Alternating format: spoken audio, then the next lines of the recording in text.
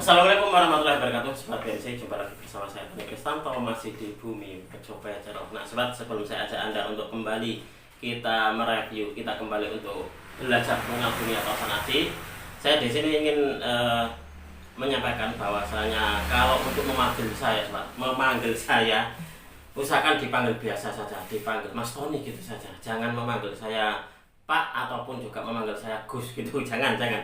Karena apa? Karena saya masih muda gitu. Saya enggak kok kalau dipanggil yang seperti itu kurang nyaman gitu loh, sahabat. Panggil Kang Tony boleh, panggil Mas Tony boleh, tapi jangan dipanggil Gus. Saya mohon sekali lagi, bukannya apa-apa, ini bukan wah ini lagi viral dengan kayak pesulap merah dengan Gus Samsudin. Makanya Mas Tony nggak mau dipanggil Gus, bukan seperti itu. Jadi memang saya bukanlah seorang keturunan kiai, bukan. Saya pun juga bukan seorang yang mengajar ilmu agama, itu bukan. Tapi saya adalah murni seorang pecinta kawasan aji. Jadi saya di sini adalah orang biasa. Jadi sekali lagi jangan memanggil saya dengan sebutan Gus gitu saja, sobat. Ini yang saya sampaikan karena gini, sobat.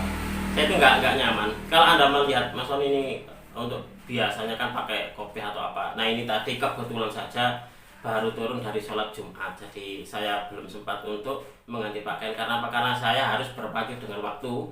Karena di rumah sekarang lagi ada renovasi, jadi sebentar lagi ini jam 1 kurang seperempat. Biasanya jam 1 ini tukangnya kembali lagi bekerja. Nah kembali bekerja ini adalah dia memotong-motong keramik, sobat. Jadi saya harus mengejar waktu gitu.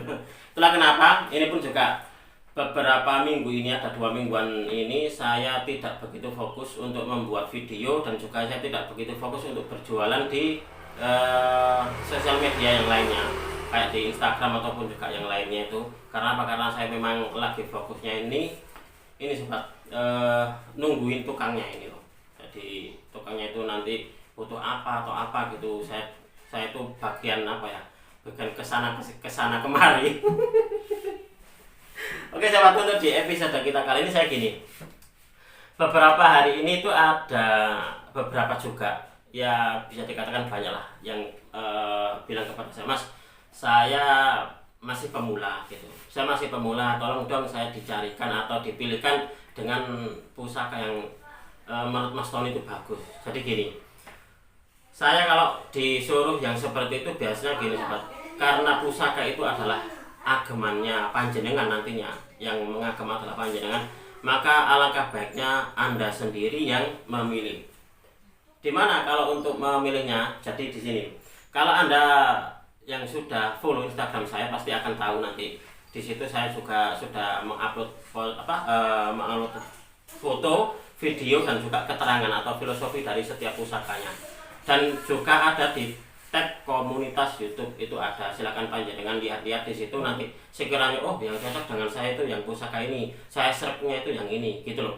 Harapan saya gitu. Jadi tidak saya pilihkan. Tapi ada juga gini, sobat, Mas tolong dong dipilihkan, saya masih pemula gitu. Nah gini, biasanya kalau untuk di pemula gitu, di dalam dunia kawasan aji yang sudah mafhum diketahui bahwasanya untuk di pusaka-pusaka pemula biasanya adalah pusaka seperti dapur tilam upi, tilam sari, ataupun juga dapur brojol, itu seperti itu, sobat.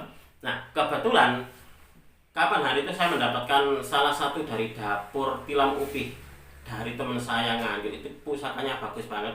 Hanya saja waktu itu saya mendapatkannya masih dalam keadaan ligan, jadi dia tidak ada warangkanya. Nah kebetulan di rumah ada warangka nganggur, jadi warangka tidak terpakai, dan itu warangka lawasan dan bagus juga gitu loh. Akhirnya terus saya satukan antara bilahnya dan juga warangkanya. Ternyata setelah diservis sama tukang warangka saya di di setel juga, hasilnya bagus banget gitu loh, hasilnya bagus. Nah ini tadi gitu, ini tadi ada yang menghubungi saya, Mas, saya kemarin tuh beliau memahari pusaka dari saya tolong dong dipilihkan dari Mas Tony, karena kemarin kan saya yang memilih. Nah sekarang saya ingin Mas Tony yang memilihkan gitu. Waduh, gimana ini ya? Nah mungkin pusaka ini bisa menjawabnya, sobat. Nah, kebetulan ini adalah pusaka dengan dapur tilam upih, dan untuk di pamornya kalau nggak salah ini pamor Bendo Segudo. Pamor Bendo Segudo ini bisa dikatakan pamor yang cukup familiar dan juga banyak digandrungi oleh para pecinta Tosanachi, karena untuk di esoteri ataupun juga tuanya ini berkisar pada hal kerezekian, agar mudah mencari rezeki dan juga agar mudah mengumpulkannya. Karena gini sobat, ada juga yang pintar mencari rezeki, pintar dengan apa ya, berjualan atau apa, tapi dia itu tidak pandai untuk mengumpulkan. Itu ada loh yang seperti itu. Jadi berapapun hasilnya, besarnya penghasilan seperti apa itu, dia tidak mudah untuk saving atau tidak mudah menabung. Itu ada juga loh orang-orang yang seperti itu. Nah, diharapkan mungkin untuk di pusaka ini, kalau sebenarnya untuk di dapurnya sebenarnya ada, yaitu dapur Maheso Kantong atau Kebo Kantong. Hanya saja kapan hari koleksi saya yang Kebo Kantong itu sudah termahal. Nah, kalau untuk di dapurnya karena saya tidak punya, maka di sini saya akan mengulas di pamornya. Nah, pamornya itu juga juga mendukung lah untuk hal-hal kerezekian, agar mudah juga mencari rezeki dan mudah juga untuk mengumpulkannya. Itu seperti itu. Karena ini adalah salah satu dari pamor favorit saya sobat, yaitu pamor Bendo Sekudo. Coba kita akan melihat wujud dari pusakanya ini seperti apa.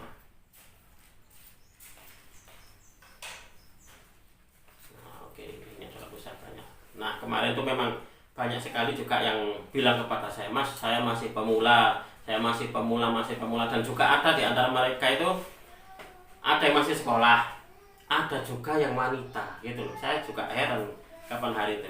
Saya ditelepon, Mas, boleh nggak saya menelpon? Tak kirain bapak-bapak, ternyata itu masih kuliah, tapi dia seorang wanita. Nah, ini adalah pusakanya yang akan kita review bersama-sama untuk di episode kita kali ini. Sekaligus ini nanti akan saya sedikit jabarkan, saya utarakan atau saya jabarkan sedikit tentang filosofi dan juga esoteri dari dapur dan juga pamornya. Nah, kalau Anda melihat, ini untuk di warangkanya ini adalah warangka lawasan.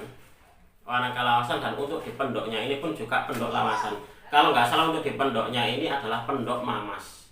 Coba kita akan melihat wujud dari pusakanya. Wujud dari pusakanya ini seperti apa ini?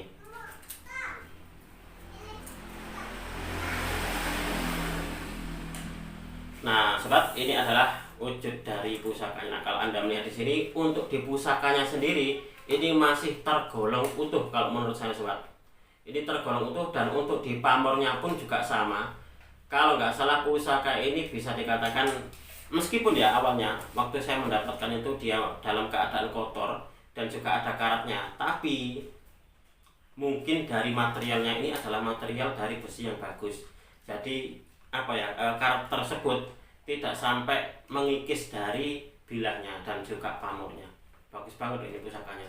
Ini sangat rekomendasi banget, karena gini, ada juga, Mas, mana nih pusaka yang rekomen buat saya, itu seperti itu. Banyak juga yang bilang seperti itu. Saya gini loh Pak, kalau untuk di pusaka sebenarnya gitu, sebenarnya itu kalau bisa panjenengan pilih sendiri. Anda pilih sendiri yang serp yang mana. Jadi biar tidak saya yang menyemilihkan, karena pusaka itu sama halnya kita kayak memilih jodoh, memilih baju ataupun apa gitu yang akan kita pakai gitu loh. Seharusnya itu Anda yang memilih sendiri, biar ada sinkronisasi mulai awal hingga nanti panjenengan mahari, panjenengan agem. Itu seperti itu kalau menurut saya. Oke, ini adalah wujud dari pusakanya, dan ini masih tergolong lumayan utuh sobat, baik di bilahnya ataupun juga pamornya. Oke, mungkin akan saya balik untuk kameranya biar panjenengan juga bisa melihat lebih detail tentang pusakanya seperti apa. Sekaligus nanti akan saya jabarkan sedikit filosofi dari dapur dan juga pamornya sebagai bahan kita untuk belajar bersama-sama mengenal dunia Tosanachi. Oke Sobat BMC, kita akan melanjutkan lagi untuk mereview dari salah satu dari dapur sejuta umat. Ini ada yang menyebutnya dapur sejuta umat karena keberadaannya ini sangat banyak sekali di dalam peredaran dunia Tosanachi. Dan pusaka ini juga banyak yang mempercayai bahwasanya pusaka pertama kali itu yang dipunyai kalau bisa itu adalah tilam upih atau juga tilam sari ataupun juga brojol. Tapi di dalam pengetahuan yang saya ketahui gitu sobat, memang banyak yang meyakini gitu loh bahwasanya pusaka yang pertama kalau bisa gitu adalah pusaka tilam upih atau tilam sari, itu seperti itu. Kalau untuk di pusaka lain apakah tidak boleh Mas Tony? Ya boleh-boleh saja, karena saya dulu pusaka pertama saya adalah pusaka dengan dapur jaran guyang waktu itu. Yang saya cari waktu itu bukan karena apa ya, bukan jaran guyang itu kan identik dengan katanya ilmu ASEAN, bukan seperti itu. Jadi saya dulu mencarinya itu bukan karena hal tersebut, tapi karena pusakanya bisa berdiri nggak gitu waktu itu sobat. Ini adalah pengalaman yang lucu sekaligus juga bisa dibuat sebagai sebuah pelajaran buat sobat ini. Kalau mencari pusaka jangan mencari yang seperti itu ya gitu loh. Carilah pusaka yang betul-betul menjadi minat panjenengan, ataupun juga yang serg di hati Anda, ataupun juga kalau bisa jangan yang bersifat atau apa ya, mendekati yang klinik-klinik dan juga mistik-mistik seperti itu, janganlah. Dah, panjenengan carilah yang apa ya, dari sisi fisik dan juga seninya saja. Kalau untuk saya seperti itu pesannya. Oke, akan saya bacakan sedikit filosofi dari tilam upi sobat. Tilam upi itu dia untuk diricekannya sangat sederhana. Jadi dia untuk dibilahnya dia lurus. Lalu ada tikel alis. Nah, ini ada tikel alisnya. Nah, seperti ini. Lalu gandiknya lugas dan juga pejetan. Nah, untuk ricikan lainnya tidak ada. Kalau tilam sari dia di sini ada ripandannya atau tingil juga seperti itu. Oke, kita lanjutkan lagi. Tilam upih dalam terminologi Jawa ini bermakna tikar yang terbuat dari anyaman daun untuk alas tidur. Diistilahkan untuk menunjukkan ketentraman, kesejahteraan keluarga atau rumah tangga. Oleh karena itu, keris tilam upih ini dijadikan pusaka keluarga yang diturunkan turun-temurun dengan harapan agar anak keturunannya, hidup rumah tangganya senantiasa mendapat kebaikan, hidupnya mulia dan berkecukupan dalam hal kerezekian, serta mendapatkan kehidupan yang toto tentrem kerto raharjo. Nah, di dalam pengetahuan Tosan Aji saya bahwasanya pusaka tilam upih itu untuk di esoterinya atau tuahnya itu membawa kesan apa ya, adem, ayem, tentrem gitu, seperti itu. Itulah kenapa pusaka tilam upih itu banyak sekali dipakai sebagai pusaka keluarga, dan juga banyak juga yang diturunkan kepada anak keturunannya. Jadi semacam kayak pusaka warisan itu, seperti itu sobat. Nah, seperti itu. Itu adalah yang saya ketahui mengenai tentang dapur tilam upih. Nah, lalu kalau untuk di pamornya, kalau untuk saya masuk di pamor Bendo Segudo. Tapi jika ada yang bilang ini adalah pamor Melati Tumpuk, silahkan. Nah, karena di dalam dunia Tosan Aji itu perbedaan itu adalah hal yang wajar. Baik berbeda di dalam penyebutan estimasi tangguh, pamor, ataupun juga dalam dapur itu pun juga terkadang ada loh sobat, berbeda tentang penyebutan dapur itu. Oke, kita lanjutkan lagi. Untuk di pamor Bendo Segudo artinya adalah bendo sebesar gada. Bendo di sini bukanlah sama artinya dengan benda atau dalam bahasa Indonesia berarti barang, tetapi adalah nama sebuah tanaman atau pohon. Jadi bendo di sini adalah nama sebuah tanaman atau pohon sobat. Keris dan tombak dengan pamor Bendo Segudo ini mempunyai tuah yang dapat membuat pemiliknya lebih gampang mencari rezeki besar dan mengumpulkan hasil yang banyak. Nah, untuk dituah dari Bendo Segudo itu adalah agar pemiliknya ini gampang sekali mencari rezeki besar. Seperti halnya ini loh. Nah, bulatannya ini kan besar-besar. Nah, seperti pohon bendo atau buah bendo yang sebesar gada. Nah, besar-besar seperti ini, lebih gampang mencari rezeki yang besar dan mengumpulkan hasil yang banyak. Nah, setelah gampang mencari rezeki yang besar, itu juga mudah dalam mengumpulkannya. Itu seperti itu sobat. Oleh karena itu pamor ini sangat populer dan banyak digandrungi oleh para pecinta Tosan Aji. Karena yang saya ketahui, saya pun juga sobat, di antara koleksi-koleksi pribadi saya itu juga banyak yang pamornya Bendo Segudo. Saya itu lebih banyak Tosan Aji saya yang koleksi pribadi itu adalah pamor-pamor sederhana menyangkut hal-hal kerezekian dan juga menyangkut hal kepangkatan atau kederajatan seperti kayak lintang kemukus. Itu saya punya banyak. Jadi pamor-pamor kerezekian dan juga kepangkatan atau kederajatan itu saya punya banyak. Di antaranya adalah pamor seperti kayak Bendo Segudo, udan mas, lalu pamor Tejo Kinurung, dan juga lintang kemukus. Itu seperti itu. Nggak tahu kenapa saya suka banget dengan pamor yang seperti itu. Jadi pamor yang sangat menjadi idola saya itu adalah pamor pertama adalah pamor kerejekian, kedua adalah pamor tentang kederajatan. Itu seperti itu. Meskipun saya adalah orang biasa, bukan orang yang punya pangkat, tapi saya suka dengan pamor kepangkatan.